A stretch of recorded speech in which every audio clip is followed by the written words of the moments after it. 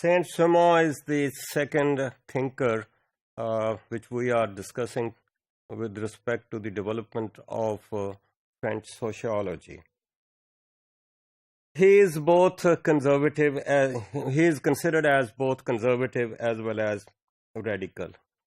He was very conscious of the effects of, let us say, Enlightenment, Industrial Revolution, French Revolution, and that may have created some issues in the society, some kind of change, some kind of disorder in the society. So he wanted to, let's say, reform the political, economic, and social aspects of the society. He wanted to, let's say, bring it back to some kind of order, but we can also think that he didn't want to go back to the Middle Ages. He was very conscious that age of science is there, scientific technology is there. It's going to bring all kinds of changes in the society. So he did not seek a return that old, but certainly he realized the existence of positivism, and many a times people consider that positivistic approach is also a conservative kind of approach. So he was conscious with respect to the employing the scientific techniques used by the natural sciences to study the social phenomena. So that is what is the positivistic kind of approach, an approach being followed by the natural sciences, where we see that phenomenon is, let us say, studied by using the sensory kind of experiences.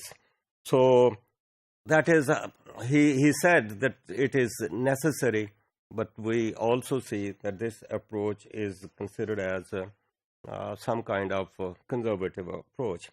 So he advocated for socialist reforms in the society.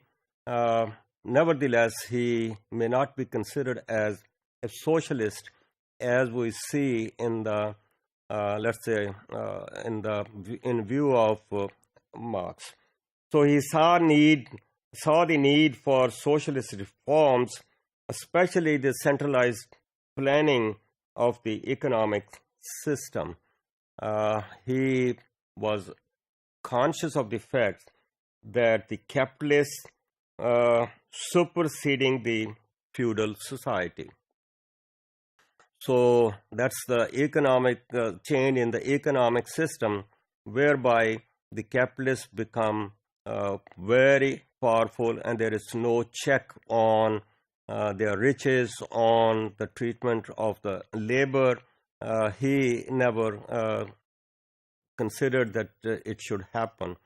He thought that their, let's say, behavior, their treatment of the labor class and other people has to be controlled by some agency. We don't see that the feudals are there or the king is there to control the, let's say, people in the society, but he was looking at the government to control the behavior of those capitalists who might be in a position and in a position to exploit the labor class.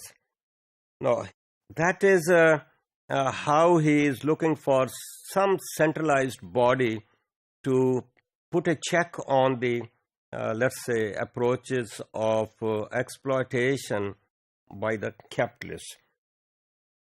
Therefore, he never thought that working class can get that power. They can revolt against the system and they might take over, as it was advocated by Marx. So he was trying to, let's say, advocate the social reforms, but entirely in a different perspective. So he didn't want to see that the labor class will come to power and they will change the system, take over the system.